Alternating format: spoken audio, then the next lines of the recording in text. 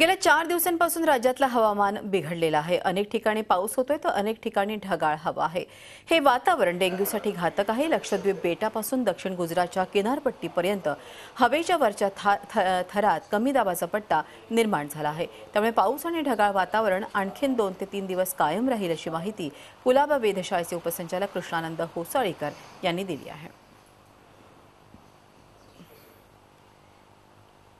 हवामानाच्या परिभाषेमध्ये म्हणतो की ट्रफ इन वेस्ट ईस्टर्लीज म्हणजे पूर्वेकडून येणाऱ्या ज्या वाऱ्यांमध्ये आहे तर त्याच्यामुळे अरबी समुद्रामध्ये लक्षद्वीप ते दक्षिण गुजरातमध्ये साधारणतः एक 800 मीटरच्या उंचीवरती एक कमी दाबाचं क्षेत्र निर्माण झालं। त्याचाच परिणाम म्हणून आपल्याला मुंबईवरती आणि मुंबईच्या किनारपट्टीचा जो भाग आहे, संपूर्ण पश्चिम महाराष्ट्राचा जो भाग आहे, गोवा वगैरे कोकणामध्ये, तर ढगाळ वातावरण आपल्याला दिसतंय।